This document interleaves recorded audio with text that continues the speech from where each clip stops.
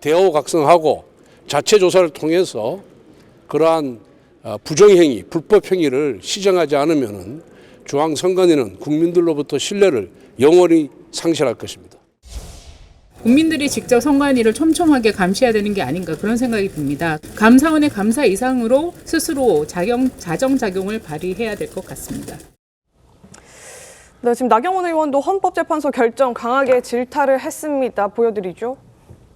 예, 나경원 의원 오늘 이 헌법재판소의 결정, 선관위를 법위의 성역으로 놓는 것인가 이렇게 지적을 했습니다. 그러면서 불법 채용의 성지, 부정 청탁의 온상이 된 선관위 더 이상 그대로 둘 수 없는데 이 선관위에 대한 자체 개혁의 시급성 주장함과 동시에 이 선관위의 내부 비리를 그냥 면죄부를 준 헌재 결정이 더 문제다. 이런 식의 비판도 같이 내놨습니다. 선관위 어제 이 감사원 결과에 일단 국민한테 사과하는 모습 보였는데요. 논란이 불거질 당시에도 노태학 선관위원장 부끄럽다면서 책임을 지겠다 이런 말을 하기도 했었습니다. 당시 목소리 들어보겠습니다.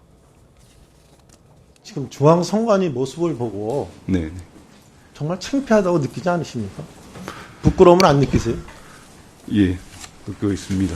임명 받으신 이후에 이 가족 경력 채용 의혹 문제, 근데 북한 해킹에 대한 불실 또 늑장 대응 문제, 또 허술한 보안 시스템, 사전 투표 관리, 투개표 시스템 전반에 대한 불실 관리 문제, 이게 지금 다 터지고 있어요.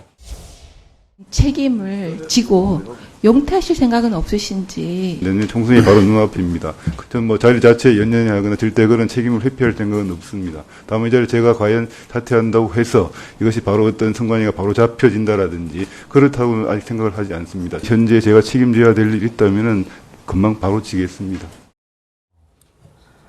예, 지금 비리를 저지른 것은 선관위원회지만 어제 헌법재판소 판결로 인해서 사실상 성역을 또 만들어주고 면죄부를 준 것 아니냐 지금 이런 지적이 나오고 있는 건데 오늘 조선일보 사설에서도 이런 내용이 있었습니다. 헌법재판소를 향해서 질문 한 가지 던졌는데요. 마피아 선관이다 이렇게 표현하면서 그렇다면 이 마피아 선관이 과연 어떻게 하자는 거냐 이렇게 주제를 또 질문을 또 던졌습니다. 지금 계속 얘기가 나왔던 것처럼 감사원의 이 선관위에 대한 자체 이 견제 도구, 견제 기관 이로서의 이 내부 비리를 감사할 수 있는 감사원의 권한을 주지 않는다면 견제 기구가 더는 없는 거잖아요. 결국에는 선관위의 자체 자정 기능에만 현재까지는 기댈 수밖에 없고 아까 김광선 변호사님 말씀 주신 것처럼 국회에서 국정감사 하기는 하지만 일각에서는 국회의원들 자기 지역구 선거를 관리하는 게 또 선관위인데 그 국회의원들이 마음대로 선관위에 대해서 엄격한 잣대를 좀 들이댈 수 있겠느냐 그 논란도 좀 있어서요. 이 선관위에 대한 견제기구 그럼 과연 누구에게 주고 또 어떻게 견제해야 되는 것인가 얘기가 많습니다. 그런 부분들을 이제부터 논의를 좀 해봐야 되는 상황이 된 것이죠. 지금 그 헌법재판소가 왜 이 중앙선거관리위원회에다가 면죄부를 줬느냐 이렇게 헌법재판소를 비판할 것은 아닙니다.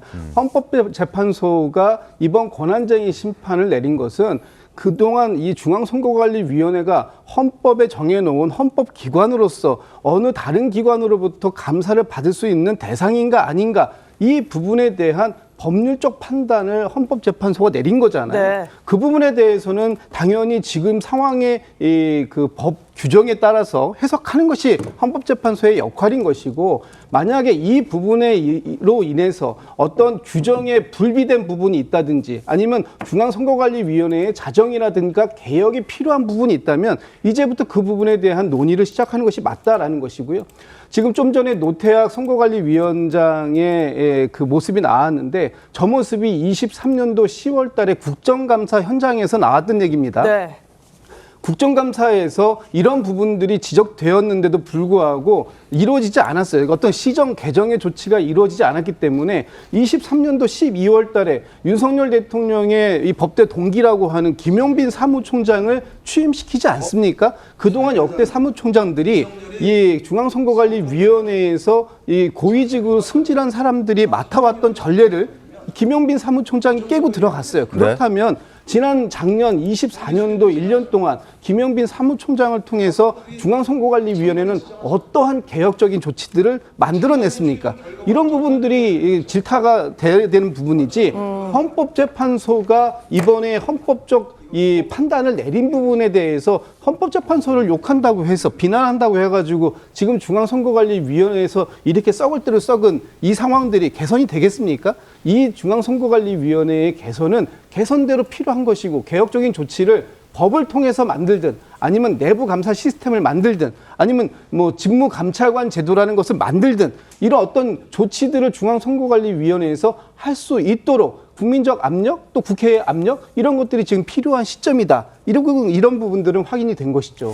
그런데 이제 김광석 변호사님, 저는 이 시점도 조금 좀 공교롭다라고 여겨지는 측면이 있는데 어제 그 헌재의 판결 내용 보면 대통령실 소속의 감사원이 선관위에 대한 감사를 하는 것은 부적합하다 이런 얘기도 같이 했던 것 같아요. 그러니까 감사원이 대통령실 소속으로 있기 때문에 아무래도 그 선관위에 대한 감사를 내릴 때 조금 더 이제 뭐 지금 말씀 의혹으로 제기해 주셨던 여러 가지 정무적인 논란들 등등으로부터 감사원의 입김이 작용된 감사 결과가 나올 수 있다 이런 식의 어떤 헌재의 내부 판단도 좀 이 판결에 영향을 미친 것 같거든요. 근데 그 판단 자체는 잘못된 건 아니에요.